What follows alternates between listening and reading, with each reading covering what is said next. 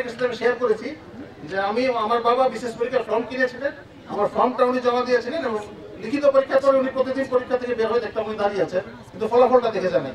তো স্যার আপনি তো আপনারও বাবার সেই লতিফ মাস্টার সাহেবের কৃতি সন্তান, আপনি যেহেতু তার বাবার ইচ্ছা পূরণ করছেন, আপনি আপনার বাবার জন্য কাজ করছেন। আহমেদ কামরুল হাসান জেলা প্রশাসক হিসাবে বাগেরহাট হিসাবে আমার সেই বাবার ইচ্ছাই পূরণ করছি। উদ্দেশ্য ঠিক দিয়ে স্যার আপনি যেই কাজটা করছেন ডিসি বাগেরহাট কিন্তু সেই একই কাজটা করছে এবং বিভাগীয় কমিশনার স্যারের সাথে যেহেতু আমার আগে থেকে পরিচয় আছে, স্যার আমাকে চিনেন, স্যার সবসময় এই সুখগুলো বলেছেন। তো আজকে যেহেতু স্যার সুযোগ পেয়েছি, আপনারা এই ধরনের একটা অনুষ্ঠানে আমাদেরকে অংশ নেওয়ার সুযোগ দিয়েছেন, জেলা প্রশাসনের পক্ষ থেকে স্যার আমরা আরো কিছু কম্বল পেয়েছি বিভাগীয় কমিশন স্যারের সম্মানে।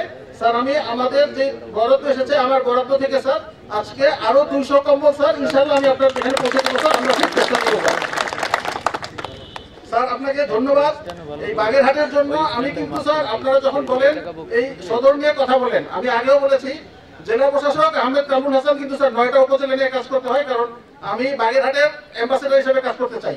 আমি যখন যেখানে কথা বলি স্যার বাগেরহাটের জন্য কথা বলি, কারণ আমার বিশ্বাস যে এই 64টা বাগেরহাটের মতো যেমন 9টা উপজেলা মিলে একটা বাগেরহাট, 64টা বাগেরহাট মিলে একটা বাংলাদেশ, ফলে আমরা সবাই যদি এগিয়ে যাই বাগেরহাট এগিয়ে যাবে এবং জেলা প্রশাসন আপনাদের সাথে সবসময় আছে। শহীদ হয়েছেন তাদের রুহের মাগফিরাত কামনা করছি, যারা পঙ্গুত্ব বরণ করেছেন তাদের আশু মুক্তি কামনা করছি।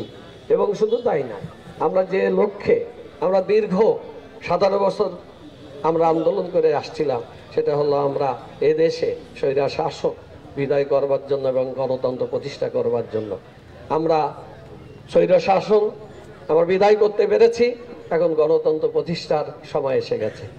আমরা ইতিমধ্যে আমাদের দলের পক্ষ থেকে আমরা রাষ্ট্র মেরামতের জন্য 31 দফা আমরা একটি রূপরেখা আমরা প্রকাশ করেছি।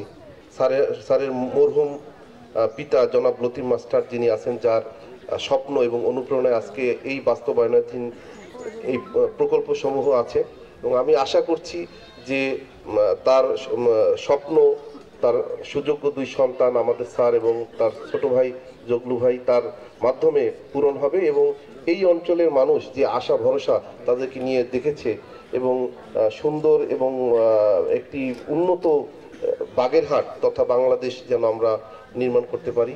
এভাবে 17 বছর আন্দোলন সংগ্রামে হাজার হাজার নেতা কর্মী বিচার বহির্ভূত হত্যাকাণ্ডের শিকার হয়েছে। তাদের মূল্যবান জীবন দেশের গণতান্ত্রিক শাসন ব্যবস্থা, মানুষের অধিকার প্রতিষ্ঠার সংগ্রামে তাদেরকে জীবন দিতে হয়েছে। দেশনেত্রী বেগম খালেদা জিয়াকে 3 বারের প্রধানমন্ত্রী, 2 বারের বিরোধী দলীয় নেত্রী, এদেশের মহিষী নারী, বাংলাদেশের প্রথম মহিলা প্রধানমন্ত্রী, মুসলিম বিশ্বের 2য় মহিলা প্রধানমন্ত্রী, তাকে সীমাহীন নির্যাতন নিপীড়নের শিকার হতে হয়েছে। বিনা চিকিৎসায় তার যে মানবিক অধিকার কেড়ে নিয়ে তাকে মৃত্যুর জন্য এত কিছু আপনারা অনেক কিছু খুব সহজে করতে পেরেছেন, তো ভবিষ্যতে পারবেন ইনশাল্লাহ। আমরা তো আছি, আমাদের এই নামটা দেখলে আমাদের স্যারও বলতে হবে না, যদি আমাদের কোনো কিছু করার সামর্থ্য থাকে ইনশাল্লাহ আমরা অবশ্যই করব। এই শুধু লতিফ মাস্টার ফাউন্ডেশনের নাম থাকবে। আর স্যারের তো অনেক ভক্তবৃন্দ আছে, অফিসাররা বলেন, ঊর্ধ্বতন মহলে বলেন, সব জায়গায় আছে। তা আমি স্যারকে ধন্যবাদ জানাচ্ছি। স্যার আপনি আমার এমন একটা সুন্দর অনুষ্ঠানে এনেছেন, এমন একটা আমার মন থেকে স্যার দোয়া করি আল্লাহ তাআলা খালুকে বেহেশত নসিব করুক। এবং স্থাপিত লতিফ মাস্টার ফাউন্ডেশনটি আত্মমানবতার সেবায় কাজ করে যাচ্ছে। তারই ধারাবাহিকতায় আজকের এই আয়োজন। আপনারা অনেক মূল্যবান সময় নষ্ট করে এখানে আমাদের উপস্থিত হয়েছেন, সকলকে ধন্যবাদ জানাচ্ছি। এই সঙ্গে প্রত্যাশা করব যে আপনাদের আগামীতে সাহায্য এবং সহযোগিতা পেলে এই প্রতিষ্ঠানটি আরো অনেক দূরে এগিয়ে যেতে পারবে।